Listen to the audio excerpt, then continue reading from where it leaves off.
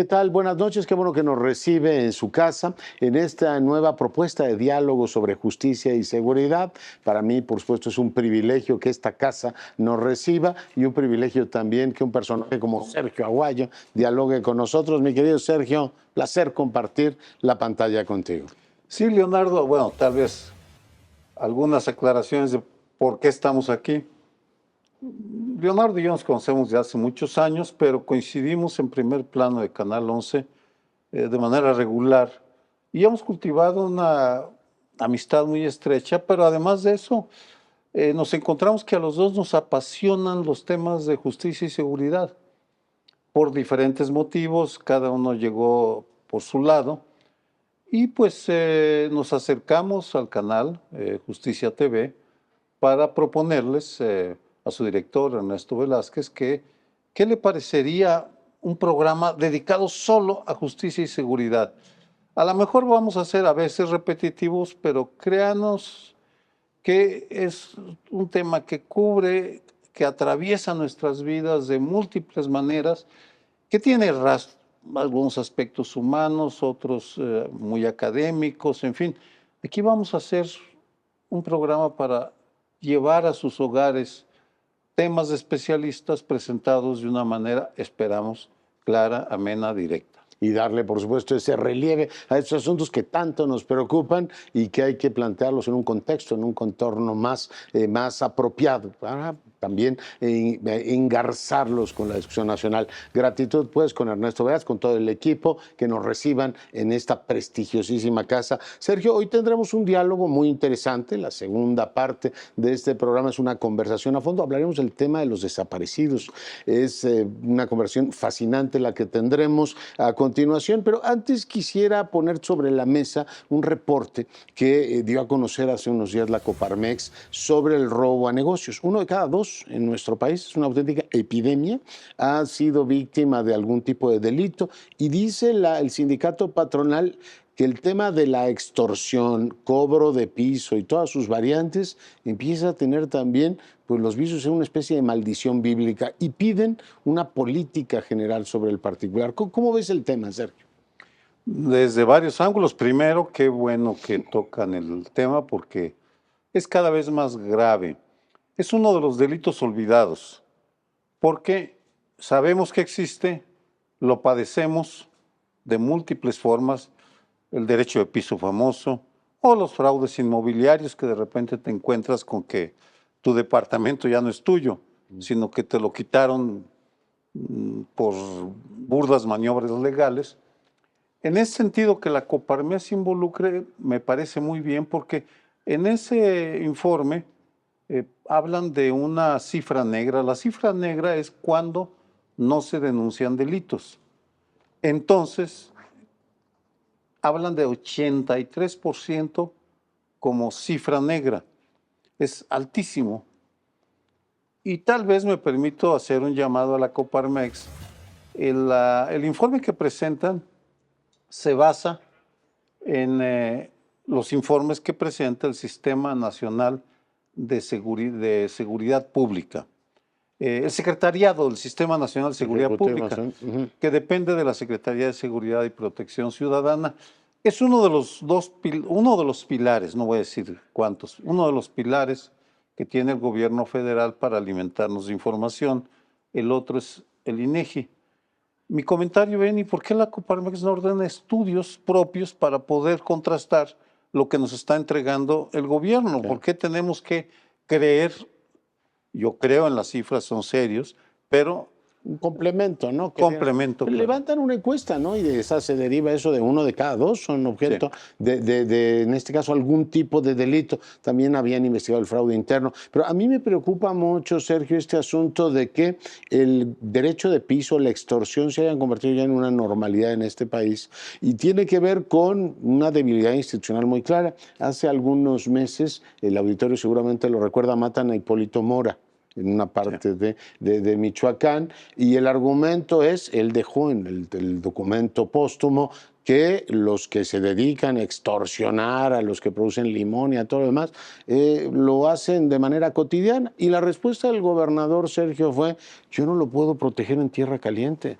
Si viene a Michoacán, si viene a la capital, aquí lo puedo proteger. Con lo cual reconocen que una buena parte del territorio está en manos de fuerzas no nacionales o subnacionales o criminales, que son los que cobran derecho de piso. Es un reconocimiento que me lleva a la pregunta que te quiero hacer. Tú has estudiado mucho el fenómeno del crimen en otras partes. En Italia hubo un embajador anti-racket, anti-pizzo, le llaman los italianos, y era que la propia sociedad se defendía de los delincuentes al denunciar. Pero aquí el problema es que tú dices, ¿y a quién denuncio si el gobernador me dice, véngase a vivir a Morelia, yo no lo puedo proteger si usted es limonero en tierra caliente? Es decir, una incapacidad del Estado para proveer todo eso.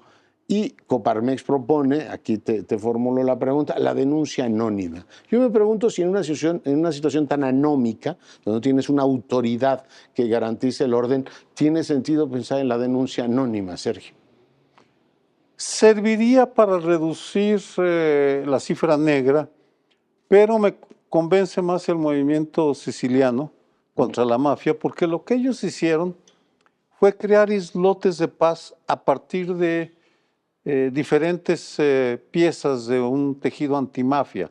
El movimiento antimafia tiene muchos pedazos, medios de comunicación, organizaciones que promueven el no pago de derecho de piso, el antipizzo, e incluso anuncian en las tiendas, aquí no pagamos el pizzo, aquí estamos libres del... Y al ir a comprar, tú haces un gesto de solidaridad, ¿no? A esas tiendas. Exactamente. Para mí me parece más útil ese modelo que una sociedad crea islotes de paz, islotes de contención del crimen organizado, porque aquí el problema que tenemos es la delincuencia organizada. Cuando la delincuencia organizada extorsiona, es lo mismo que cuando un raterillo entra a una tienda y le dice, deme 100 pesos y sale corriendo. Estamos hablando de lo metódico, lo sistemático. Usted me paga por existir. Exactamente. Oye, hace años Guillermo Valdés, cuando era director del CISEN, recuerdo que en diálogos que hace muchos años tuvo con el presidente, hace un diálogo público sobre el tema de la estrategia de seguridad. Entonces, digo que estaban confeccionando un censo, ¿no?, sobre el tema de la extorsión, ¿no?, el cobro de piso, que no ha parado. Yo no sé si el Estado mexicano no reconoce ese fenómeno o no se ha logrado también con el tejido social en distintas comunidades ir generando estos fenómenos de rechazo, es decir, a ver, yo voy al restaurante donde me garantizan que no se paga. El embajador anti-racket en Italia era de un restaurante muy famoso, el de la Academia. Es decir, quien viene aquí sabe, es un acto político en contra de los mafiosos. ¿Falta tejido social para enfrentar esto también? Sí y no.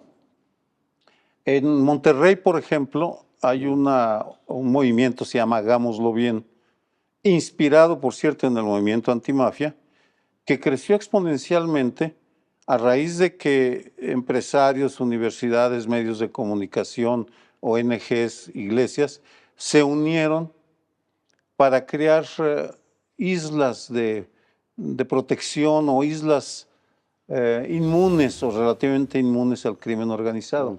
Ya existe lo que no acabamos de incorporar en la cultura nacional, es la importancia de que la sociedad se organice y participe y vaya entonces con el gobernante a pedirle, oye, pues tal vez no puedas entrar a tierra caliente, pero sí puedes limpiar Morelia para que en Morelia o Sinsunzán, en fin, el poblado que esté libre del cobro de derecho de piso.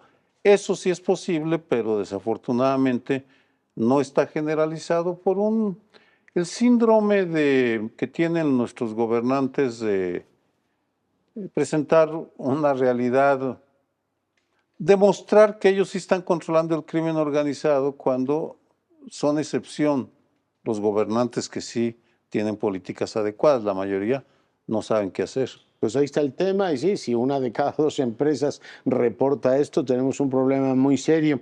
La experiencia que tú has tenido, tú has hablado, por ejemplo, de la capital, a diferencia del Estado de México, en donde el tejido, el capital social, sí permite que las políticas sean más duraderas, más continuas, que también las autoridades se sientan no solo acompañadas, sino vigiladas, resulta decisiva para todas estas materias, ¿no? Sí, es clarísimo. Entonces, mira, he estudiado Chicago, Sicilia, Cecilia es Rodrigo Peña, del Seminario sobre Violencia y Paz que coordino aquí en el Colegio de México. Que por cierto agradecemos la hospitalidad que nos da el Esta es Colegio la de biblioteca México. Daniel Cosío Villegas, por cierto. Estamos en medio de la... El lugar más hospitalario no podría imaginar, Sergio. Sí, es muy grato, pero en todos los lugares donde he estudiado el fenómeno, decía Chicago, Cecilia, Coahuila, Ciudad de México, en todos, o Monterrey, la participación de la sociedad es fundamental. Y dentro de la sociedad hay gremios más importantes que otros. Medios de comunicación, por ejemplo, es importantísimo que se involucre. En este caso, la patronal, que recuerdo también en Nuevo León, en algún momento se les llevó a la idea de que pues, tenían que cooperar, o sea, hay que alinear capacidades, esfuerzos y capacidades de conocimiento. Bueno, pues el tema es, por supuesto, apasionante y será motivo de reflexión en estos diálogos que sostenemos desde este hospitalario lugar. Sergio Aguayo, un servidor. Sergio, pues, ¿qué te parece si vamos a la cápsula introductoria, la cápsula con el perfil, la biografía de nuestra invitada? Carla Iracema Quintana Osuna, defensora de los derechos humanos en América Latina, doctora en Derecho por el Instituto de Investigaciones Jurídicas de la UNAM, maestra en Derecho por la Universidad de Harvard, secretaria de Estudio y Cuenta en la Suprema Corte de Justicia de la Nación, litigante de la Comisión Interamericana de Derechos Humanos, participó en la Jurisdicción Especial para la Paz en Colombia, autora del libro Control de Convencionalidad en el Derecho Interamericano y Mexicano, Comisionada Nacional de Búsqueda de Personas Desaparecidas en México. Bueno, y un enorme gusto estar en esta casa, Justicia TV, que nos reciba para esta nueva propuesta televisiva. Mi compañero Sergio Aguayo estaremos a lo largo de las siguientes semanas planteándoles temas de enorme interés ligados a la justicia y la seguridad. Sergio.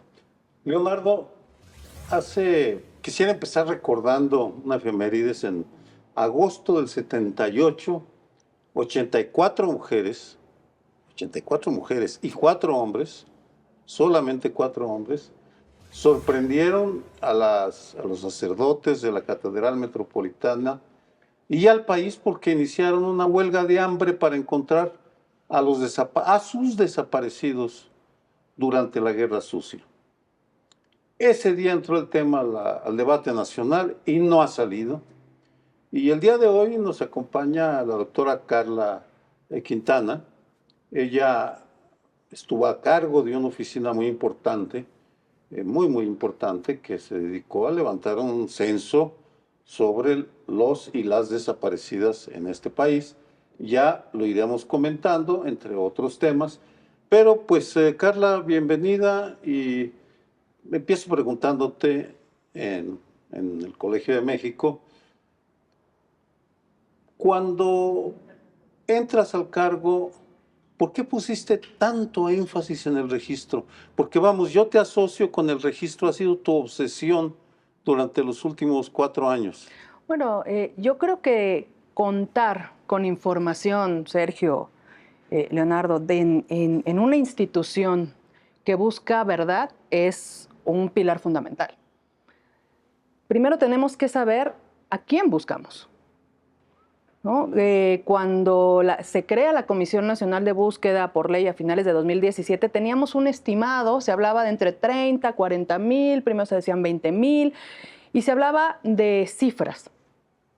Y aquí tenemos que recordar que no estamos hablando solo de cifras, que son importantes en términos estadísticos, para prevención, para muchas otras cosas, sino de personas y de miles de familias que en México, como tú bien dices, desde la época de la Guerra Sucia, están buscando a una persona desaparecida. Y hay familias que tienen 1, 2, 4, 5, 7 desaparecidos en su familia. Entonces, contar con información, con un registro de personas desaparecidas, no solo es una obligación legal claramente establecida en la ley del 17, sino es el paso central, el paso, digamos, el primer paso para saber a quiénes se está buscando, 1. Y 2, también funciona sobre todo como un sistema de búsqueda. El registro no es solamente una lista de personas desaparecidas, sino es en sí mismo un buscador. Estamos ya, digamos, en el siglo XXI. y tenemos que poner a la ciencia al servicio de la búsqueda de personas desaparecidas. Matemáticos, estadísticos, científicas y científicos que nos muestren el camino para utilizar la tecnología y la ciencia para buscar personas desaparecidas. Un registro no es una lista, insisto, es una forma muy eficiente, que puede ser muy eficiente, de búsqueda de personas desaparecidas. Antes de que nos expliques por qué es tan eficiente y cómo hemos llegado aquí, déjame ir a la precuela, o sea, la parte anterior, ¿cómo hemos llegado a esto? Sergio recordaba esto que ocurrió en los 70 y todos presumíamos que detrás de los desaparecidos había un gobierno autoritario. Las últimas semanas, tú lo has visto, Argentina reconoció la desaparición de 30.000, ahora el presidente Boric ha ordenado que los desaparecidos en la dictadura, o sea, que haya una búsqueda de todos ellos. Pero te pregunto, aquí el motor de los desaparecidos, ¿dónde está? ¿Y cómo hemos llegado a estos números? O sea, yo me encuentro con que Argentina, que además universalizó el tema de los desaparecidos, tenía 30.000 y de pronto yo me encuentro a los ciudadanos que nos siguen a través de este canal, decir, oye, ¿y cómo hemos llegado a estos números? Ayúdame a ubicarme el tamaño del gran pulpo que está detrás del fenómeno. Y no solo en México, yo empezaría con Argentina, con Guatemala, ¿no? En Argentina se habla de 30.000, en Guatemala se habla de 40.000, tenemos Chile, tenemos Brasil, tenemos Colombia. Y además, por magnitud, en esta administración tenemos 44.000 desaparecidos, solo en estos 5 años. Reportes de desaparición y en un momento voy a llegar allá. Primero, ubicarlo a nivel regional. Se empiezan a crear en los últimos años mecanismos de búsqueda de personas desaparecidas. O sea, las comisiones, las unidades de búsqueda, somos creadas porque las instituciones ordinarias, Leonardo, no pudieron, no quisieron, no supieron cómo reaccionar a la búsqueda de personas desaparecidas. Por eso creamos estos mecanismos a nivel no solo regional, sino a nivel mundial. Tenemos en Líbano, ¿no? Tenemos en Sri Lanka. Y en este lugar donde estamos los mecanismos de búsqueda, pues no nos entienden muy bien desde sociedad civil y desde gobierno, ¿no? Somos algo intermedio, un puente de comunicación entre estos dos mundos. En México, a diferencia de todos estos otros países que nombraste, ¿no? Argentina, Chile, incluso Guatemala y Colombia, en México el espectro de desaparición es amplísimo y esto es una lucha de los familiares de personas desaparecidas. ¿Por qué? Ya decía Sergio, hablaba de doña Rosario Ibarra, de todas estas mujeres que en la Guerra Sucia buscaban y siguen buscando a sus desaparecidos. O sea, el Estado contra su población. Una desaparición forzada, y aquí el apellido de forzada es fundamental, ¿no? Una desaparición llevada a cabo por agentes estatales o con su aquiescencia colaboración. Esa es la definición, digamos, más dura de desaparición forzada. Pero ¿qué pasa en México? El fenómeno de la desaparición se amplía. Y esto también se está replicando hoy día en otros países que están volteando a ver la experiencia mexicana. Cuando se amplía en número, las causas eficientes que desaparecen personas. Ambas. Entonces, ¿qué es lo que dice la ley y qué es lo que se pelean las familias en esta ley de 2017? Que la definición de desaparecido no se limite a la desaparición forzada. Es decir, no solo aquella llevada a cabo por el Estado, sino cualquier ausencia, cualquier desaparición que tenga un delito detrás o que haya un indicio de que hay un delito detrás. Puede ser desaparición por particulares, ¿no? Por la delincuencia organizada, puede ser trata de personas, puede ser sustracción de menores, puede ser reclutamiento forzado, puede ser homicidio, puede ser feminicidio. Ya lleva 7. Y la ley ni siquiera las nombra, simplemente dice es toda persona que está ausente y que se considera que está siendo víctima de un delito. ¿Cuál delito? Lo que sea. Entonces creo que esto es fundamental entenderlo en nuestro país porque el abanico, el espectro de persona desaparecida es amplísimo. Y esto es diferente a, digamos, a lo de Chile o Argentina o Guatemala. O México en los 70. O México en los 70. Y ahora estos países que ya tienen estos mecanismos para estos periodos específicos de dictaduras o de conflictos armados en la región, Perú también, están volteando a ver a México a esta ley que es mucho más amplia, ¿no? Entonces, esto complejiza entender el fenómeno de la desaparición, combatir la desaparición entendida de manera tan amplia, prevenir, investigar e incluso saber quiénes están desaparecidos por eso. Y ahí está también otra complejidad, ¿no? Y en términos de periodos de dónde observamos, preguntabas tú la cifra, ¿no? ¿Cómo va aumentando? Uno puede ver claramente en el registro que a partir del 2007, ¿no? Con la época de Calderón, se dispara el registro de personas desaparecidas. Yo quiero subrayar ahí el registro. ¿Por qué? Porque hay muchas personas, hay mucho subregistro, mucha gente que nunca se acercó a una institución, Todos ¿no? que desaparecidos y no estuviesen registrados. Antes de que sigas adelante para explicarnos cómo funciona el registro, tengo una pregunta. ¿Qué fue primero, la voluntad transformadora de la 4T o las buscadoras? Porque cuando se habla del movimiento de desaparecidos, se habla de colectivas, incluso en femenino, para subrayar que son las mujeres, las madres, hermanas, las que están en la vanguardia de la lucha. Y aquí la pregunta es, ¿qué impulsó esta ley durante el sexenio de Enrique Peña Nieto? ¿Qué llevó a que en febrero del 19 se te nombrara a ti, por cierto, invitada, según me comentó, por la secretaria de Gobernación, Olga Sánchez Cordero, que quería demostrar su compromiso con la causa de las desaparecidas? Pero ¿qué fue primero? ¿Qué importó más? Yo creo que sin duda alguna siempre son las familias, siempre son las mujeres, siempre son las colectivas. Ellas han estado ahí siempre, ya lo decías tú, desde la guerra sucia, pero ellos, ellas, en su mayoría mujeres, efectivamente, son quienes han impulsado no solo la búsqueda en terreno, porque esto sí es muy importante recalcar. Cuando se habla de las buscadoras, casi siempre se les piensa con un pico y una pala, ¿no? Y que por supuesto que eso hacen y también están ahí en terreno buscando a sus desaparecidos, pero creo que poco se les reconoce el impulso que ellas y algunas organizaciones de sociedad civil han hecho para crear la política pública de ese país en materia de búsqueda de personas desaparecidas. Eso es fundamental. Porque sin el impulso de ellas no existiría una ley de víctimas en 2013, no existiría una ley en materia de desaparición en 2017, no existirían más de las 33 comisiones de búsquedas, fiscalías de desaparecidos. Es decir, no existirían mecanismos extraordinarios de identificación forense, no existiría el Centro Nacional de Identificación Humana. Es decir, creo que poco se voltea a ver a la fuerza de las buscadoras en la construcción de una política pública.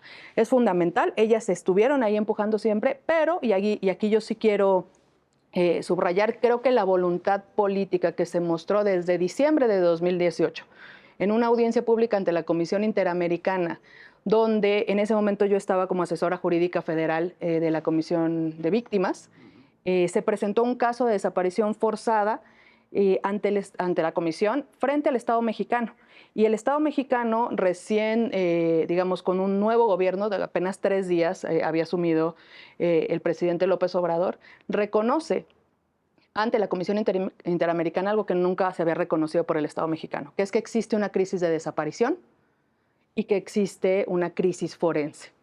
Eso es un parteaguas no solo a nivel nacional, sino desde la postura del Estado mexicano ante la comunidad internacional. Una pregunta sobre fechas. ¿El 3 de diciembre, dices? 3 o 4 de diciembre, si mal no recuerdo. Porque el 3 de diciembre crea el presidente la Comisión para la Verdad sobre Ayotzinapa. Fue el día después, entonces, No, porque ¿cuál? quien representó al Estado mexicano allá fue el subsecretario Encinas, entonces él estaba en ambos lados, no pudo estar en dos Claro, lados. no puede estar en los dos lados. Sí. A mí cuando oigo todos estos temas, por supuesto me resulta un drama, como a todos los demás, decir, oiga, ¿cómo es posible que esté desapareciendo tanta gente en nuestro país? Y haya reacciones, algunas de ellas perturbadoras, como diciendo, oiga, este tema dan mucha lata, madres buscadoras, yo prefiero no recibirlas, y vienen con este tema que nos incomoda. Me imagino que en Argentina habrá sido lo mismo con las madres de la Plaza de Mayo, es decir, estas señoras ruidosas vienen recordando lo que no queremos. Pero lo que no queremos al mismo tiempo, Carla, demuestra que tenemos un Estado que tiene una crisis para identificar a sus ciudadanos, que es un tema viejísimo del Estado mexicano. 2, decía, la crisis forense. O sea, nos hemos enterado que hay un montón de cuerpos esperando ahí en este caso en las morgues, a que se dé todo ese trabajo. Y después el Estado mexicano, yo no sé si es un problema de registros civiles o de operación general, pues de pronto te dice que no sabe dónde están 120 y tantos mil ciudadanos. Y tú dices, a ver, ¿cómo es posible que un Estado moderno con toda la tecnología no sepa eso? O sea, sí tenemos un problema sistémico de operación de la administración pública. Tenemos un problema sistémico en términos de registros, no solo en México, sino en la región. Esto es un problema, nosotros, por lo menos en materia de desaparecidos, que es donde yo puedo afirmar con certeza que en toda la región latinoamericana hay un problema de falta de flujo de información. Y en México no es la excepción en términos de la búsqueda de personas desaparecidas. Te pongo un ejemplo. ¿Es todo Latinoamérica o es Centroamérica y el norte de Sudamérica? No, es toda Latinoamérica. Hay unos estados que están un poco mejor en términos de flujo de información, pero no solo tiene que ver con fallas sistémicas en términos tecnológicos, sino también temas legales. Y regreso al tema de búsqueda. Somos instituciones, las comisiones, los mecanismos de búsqueda. ¿No? Todavía me cuesta hablar en pasado. Instituciones que son instituciones intermedias entre el sistema ordinario y el sistema extraordinario. Y esto genera una tensión entre las fiscalías, las procuradurías en todo el continente con los mecanismos de búsqueda. ¿Por qué? Porque no le quieren dar información. Entonces, las comisiones de búsqueda en México, por ejemplo, en muchos casos es, bueno, pregúntale a la Fiscalía la información sobre el desaparecido. Ya la tienen ahí desde hace, pues fueron creadas mucho antes, entonces tienen más información. ¿Para qué vamos a ir a revictimizar si ya tienen la información? No te la puedo dar porque es reservada. Tan básico como eso. Otra cosa. Pero te preguntaba lo perturbador. Ayúdame a aclarar eso para avanzar en la conversación. O sea, yo entiendo que cuando hay un tema político de por medio y puedas tener fiscalías más cargadas a un autoritarismo estatal, diga, pues yo no voy a ayudar aquí a andar buscando subversivos. O sea, lo digo con todo respeto, pues la actitud de ellos subversivos o quién sabe qué andaban. Pero cuando tienes un componente criminal, esa inercia, ¿cómo te lo explicas? O sea, es una burocracia que dice, yo no voy a ayudar a que se resuelva eso. Yo creo que sí hay una inercia, y no lo digo yo, lo dice el propio Comité contra la Desaparición Forzada de Naciones Unidas, habla de impunidad total. Así dice, en materia de desaparición en México, estamos hablando de impunidad total. Hace apenas unos meses hubo una investigación que salió a la luz donde se habla de todos los delitos más graves, digamos, ¿no? ¿Cuál es la impunidad? Feminicidio, 85%. Homicidio era 90 y tantos por ciento. Desaparición, 99% según esta información, ¿no? de esta organización de la sociedad civil. Entonces, cuando tienes impunidad, o sea, total, dicho en absoluta. Absoluta. Si te matan, tienes 7% de que se abra una carpeta y encuentran al responsable. No, se abre una carpeta. O sea, cuando hablan de impunidad es que se judicialice, o sea, que no se judicialice el asunto, ¿no? Entonces, si por un lado tienes impunidad prácticamente total en materia de desaparición, se hablan de decenas de sentencias en materia de desaparición. Y además tenemos un tema de prevención, ¿no? Entonces, la búsqueda queda en medio. Tenemos 3 temas fundamentales: prevención, búsqueda e identificación, digamos, que es un espectro un poco más amplio, e investigación, ¿no? Entonces, regresando a tu pregunta, el flujo de información es muy complicado, la construcción de bases de datos, de homologación de bases de datos, la interconexión de bases de datos, en términos tecnológicos no es tan complicado. En términos legales y prácticos, sistémicos, es muy complicado. Vamos al corazón del tema que nos interesa. Tuvimos un grupo de investigadores del Colegio de México en la Comisión Nacional de Búsqueda durante unas 3 horas aproximadamente, y el consenso, fueron 6, 7 estudiosos, es que el registro sí es sólido, que puede mejorar, pero que sí es sólido. A mí no me corresponde decir por qué, sino a ti. ¿Qué hiciste en 4 años? ¿Cómo dirigiste a tu equipo para construir un registro que es más confiable de que todo lo que se había hecho en México en el pasado, que no existe un precedente. Así es. No en términos demasiado técnicos, no tenemos el tiempo desafortunadamente, pero cuéntanos primero por qué desde el principio estabas obsesionada con con el registro, con la cifra. Yo desde el principio estaba obsesionada o más bien enfocada, no en la cifra como tal, sino en a quién tenemos que buscar. Esa es la pregunta principal, no si son 2 o 2 millones o lo que sea, o 200,000 o 100,000, sino tener la mayor certeza posible de a quién tenemos que buscar.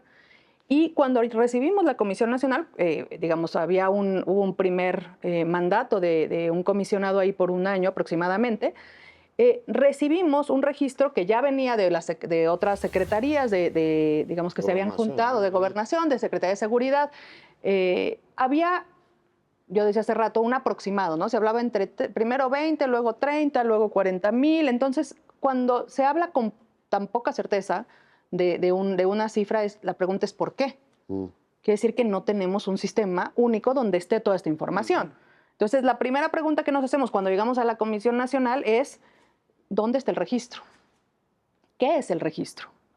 ¿Qué se ha entendido por un registro? Y nos encontramos con archivos en Excel, en el mejor de los casos, archivos en Word, cajas con información sobre personas desaparecidas. Es decir, no estaba sistematizada la información y a lo más se podría entender como una lista de personas desaparecidas. Eso no es un registro de personas desaparecidas, eso es una lista, ¿no? O sea, el registro hoy en día, para quienes nos están escuchando, no es una lista de Excel, ¿verdad?, con 111,000 nombres. Así se puede terminar traduciendo una parte del registro.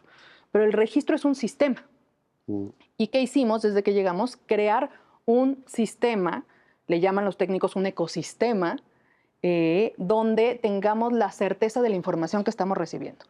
El registro lo alimentan 66 autoridades. Al menos autoridades. No es que la Comisión Nacional o una fiscalía manden información. Son 66 autoridades, 33 comisiones, 33 fiscalías, ¿no?, incluida la Comisión Nacional y la Fiscalía General de la República, que tienen usuarios para registrar a las personas desaparecidas. Por eso hablamos no de personas desaparecidas, sino de registros o reportes de desaparecidos. Tenemos más de 700 usuarios.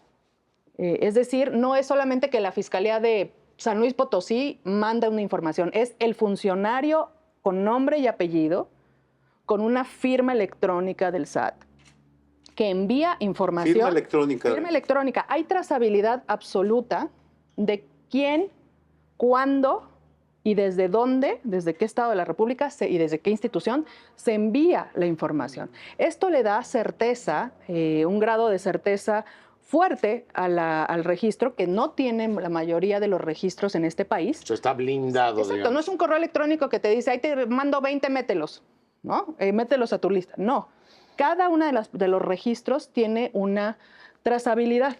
Entonces habría 700 usuarios que serían los autorizados dentro de los gobiernos del Estado mexicano para alimentar ese registro. Para alimentar ese registro o para cambiar estatus, por ejemplo, de desaparecido o no localizado. Ya encontramos los únicos que pueden hacer ese cambio con la trazabilidad, ¿no?, con este seguimiento, son estas 66 autoridades y 700 usuarios específicamente. Ahora bien, la propia ley permite que una amplia gama de autoridades o de ciudadanos, cualquiera de nosotros aquí en este momento podemos reportar una persona como desaparecida y es otra de las fuentes de información del registro. Sin embargo, la gran mayoría de la información que tiene el registro viene de fiscalías y de comisiones. ¿Cuál es la diferencia? Y esto también es muy importante que se ganó con la ley.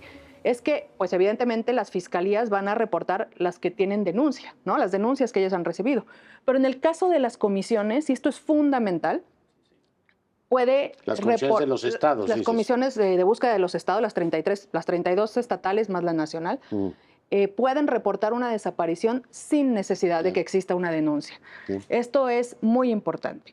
Oye, es muy importante esto que dices, ¿no? O sea, que esté blindado y empieza a generar, digamos, discordia en la narrativa pública, particularmente del gobierno, y son muchos. Dice el presidente, a ver, ahora resulta que hay más desaparecidos aquí que en el gobierno de Calderón, y le dicen, pues mire, son los datos que hay. Pero te pregunto, esta idea de que haya un censo, dice uno, bueno, a ver, si el registro está ahí, pues son los datos.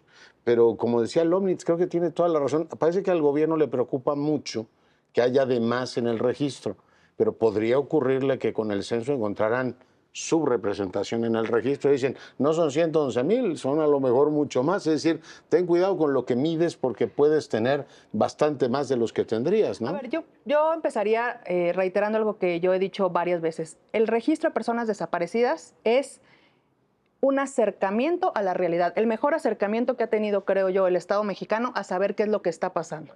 ¿Y el cuando hablo censo de sería un espejo para validar eso? Cuando yo hablo de acercamiento, ahí, Leonardo, es evidentemente todos los registros tienen subregistros, y esto digamos, en terreno nosotros lo veíamos y las señoras nos decían, por cada desaparecido en este periodo, en el noreste, en tal periodo, hay 1, 2, 3, 4, 5, 6 subregistros. Se entiende. Y el sobreregistro también es probable. ¿Por qué? Porque hay personas que fueron localizadas y que o no informaron a las autoridades o sí informaron a las autoridades y las autoridades no hicieron este cambio de estatus. Están estos dos universos. Esto por un lado. Para contestar tu pregunta, yo quisiera también aclarar una cosa. Es la primera vez que se tiene un registro. Cualquier persona investigadora, social o científica sabe que entre más actualizada es la información, es de mejor calidad. Si el registro lo empezamos a construir en 2019, evidentemente hay mucho más información de las propias autoridades hoy. Claro. 2, está abierto al público para poder reportar, ¿no? Y porque suponemos que tienen un ánimo cooperativo, o sea, les interesa abrir el tema. Y lo que yo sí te puedo decir, porque me tocó vivirlo, es que mucha gente sí se acerca a las comisiones de búsqueda que nunca se habían acercado a una fiscalía. Sí hay más confianza, hay más reportes de desaparición ante la preocupación, digamos, en este momento pública. Hay más desaparecidos en este sexenio. Lo que yo te puedo decir es hay más reportes de desaparición. Eso es correcto, ¿no? Y en cuanto al alegado censo, digo alegado porque creo que es un error de percepción, no es o no debería ser un censo separado a lo que se hace en el registro. Es una actualización del registro. Lo que se debería estar pensando es tener una actualización del registro tanto para el sobreregistro como para el subregistro. Lo que interesa a un buscador o a una buscadora es tener certeza para arriba y para abajo de a quién estamos buscando. Una aclaración para el auditorio. Leonardo Curcio empleó el término censo. Carla está hablando constantemente sobre registro. Aclaro para contextualizar, en junio de este año, hace 2, 3 meses, el presidente anunció en la mañanera que había ordenado un censo que iba para tener un censo, no registro, un censo confiable de desaparecidos, y que iban a ir los servidores de la nación a visitar las direcciones de los que estaban registrados como desaparecidos para ver qué pasaba. Lo aclaro solamente, no con el afán de amarrar navajas, pero sino para precisar, al presidente de repente le salió la desconfianza de que no fuera confiable el registro y quería asegurarse. ¿Qué piensas? Yo creo que una intención de cualquier gobierno, de cualquier color, para tener actualizado el registro es deseable, en general. Si es para actualizar el registro, lo que yo te decía, hacia arriba, para ver si hay sobreregistro o para ver si hay subregistro. Cuando se habla de esta iniciativa con los servidores de la nación, esto es plenamente factible con esta institución o con cualquier otra del Estado mexicano, para sumar esfuerzos en la búsqueda de personas desaparecidas. Por supuesto que la metodología y la forma en que se está haciendo debe de mejorarse, eso no hay ninguna duda. El tema no es ¿Del ese, censo o del registro? registro, ¿no? digamos, del esfuerzo, no es un censo. Yo creo que hay que decir que no es un censo. Se quiere actualizar ese registro, o es lo que se dice que se quiere actualizar ese registro. La pregunta es si estamos actualizando ese registro preocupados porque estén todos, tanto que no estén los que sí están y no deberían de estar, pero también que busquemos que estén actualizados los que no están. Y esa no es, y eso hay que decirlo, esa no es la intención. La intención en este momento es dirigir los esfuerzos hacia ver cuál es el sobreregistro o el alegado sobreregistro, que seguramente habrá algo. Debería pero estar la tan preocupado por el pero la pregunta subregistro es el también, ¿no? subregistro, ¿no? La pregunta también es el subregistro y que esos esfuerzos del Estado mexicano se dirijan hacia el subregistro y más allá de seguir contando si son más o son menos, Ya.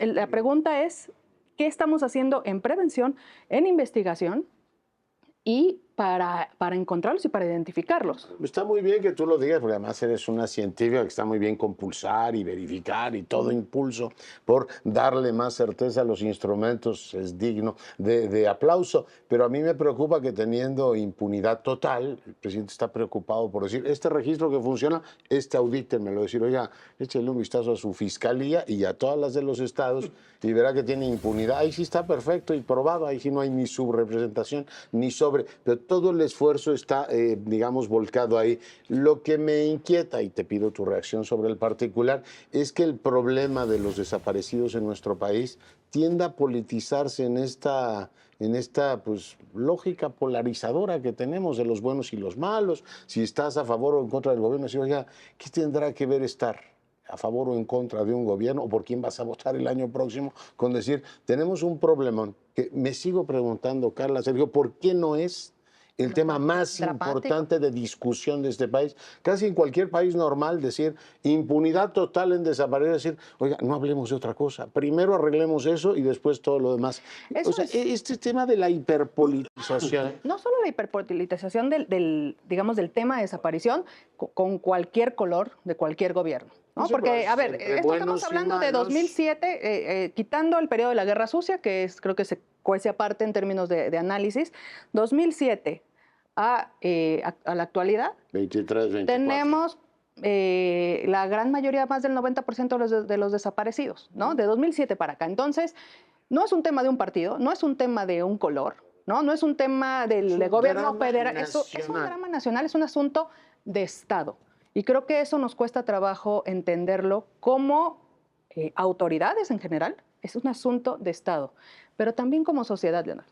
A mí como comisionada, en su momento, cuando... medios, sociedad civil. No lo suficiente. Yo creo que hay sociedad civil muy, digamos, muy comprometida. Están obviamente las familias buscadoras, están algunos medios comprometidos, pero la pregunta es, ¿por qué 111,000 es más grave que 100,000 o que 40,000 o que 50,000 o que 200,000? Tendría que ser una tragedia nacional. Y yo sí creo aquí que, digamos, hay que investigar todavía mucho más en términos de fenómeno sociológico. ¿Por qué a la sociedad mexicana no le importa de manera tal que esto fuera un drama nacional, que estemos tomando las calles? ¿No? ¿Por qué los 43 ameritaron la desaparición de los 43? Fue la única vez que yo recuerdo, ustedes me dirán, donde se llenó el Zócalo de tal manera por la desaparición. Estamos hablando de 111,000. Estamos hablando de más de 100,000 personas desaparecidas y la sociedad no responde. Y yo sí creo que cruza por señalar a las personas desaparecidas como miembros de la delincuencia organizada. Creo que está este imaginario, porque sabemos que los ministerios públicos dicen, en algo andaba, ¿no? Pero lo que piensa el Ministerio Público, lo piensa la señora en el rancho tal o el señor en el rancho tal, lo piensa la mayoría de la sociedad. No me va a pasar a mí, ¿no? Yo creo que el primer imaginario, el primer pensamiento de cualquiera que escucha el tema de desapariciones, a mí no me va a pasar, cuando eso es un error. Una explicación alternativa. Tal vez no despierta tanto interés? Porque estamos Entumido. ahogándonos de violencia. El 67% de la población pone como principal problema del país, en agosto, en la encuesta de Reforma, a la seguridad pública. Entonces tenemos homicidios, secuestros, estamos ahogándonos de violencia y por tanto, pues la atención se desvía en un lado o en otra.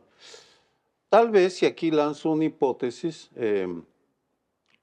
especulativa, creo que el asunto del registro y del censo ha adquirido tal centralidad en el debate público mexicano e internacional porque el presidente decidió levantarlo. Si no lo hubiera levantado en junio diciendo necesito una cifra confiable, el país necesita una cifra confiable, el registro de la Comisión Nacional de Búsqueda no la está dando, esa es la implicación, no lo dijo con esas palabras, lo aclaro, pero la insinuación era esa.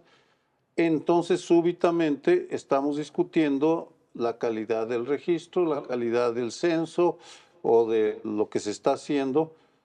Y la pregunta es, mi pronóstico es que el tema no va a salir del debate nacional porque se retroalimenta con otros dos historias inconclusas. Los desaparecidos de la Guerra Sucia, que tienen una comisión que está protestando porque no les dan la información al ejército, y los desaparecidos de Ayotzinapa, que siguen siendo uno de los grandes temas que sí movilizó desde el 2014 a la sociedad. Entonces, para bien o para mal, Carla, la historia de la Comisión Nacional de Búsqueda, tu historia, se hermana, se liga, se concatena con lo que está pasando con el drama de la violencia y ya en concreto de otros desaparecidos. Y qué bueno que esté en el debate público. Y si, digamos, esta coyuntura política que está discutiendo las cifras en este momento hace que la sociedad, que los medios, que los politólogos, que los científicos volteen a ver el tema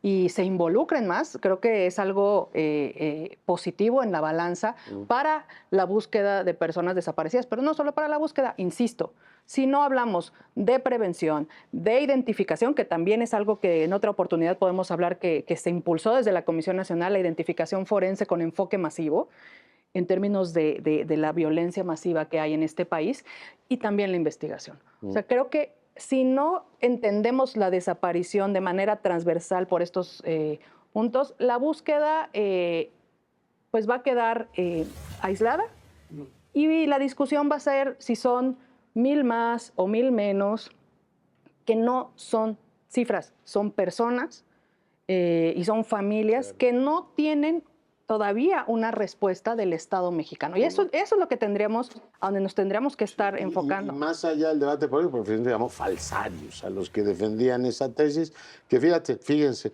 es como si el presidente Biden dijera, más o menos se parecen las cifras de los muertos por sobredosis de fentanilo, 100 y pico de miles. Es decir, no son 100 y pico de miles, deben ser menos. Y oiga, presidente, de todas maneras están muriendo y tienes una epidemia de salud pública en los Estados Unidos.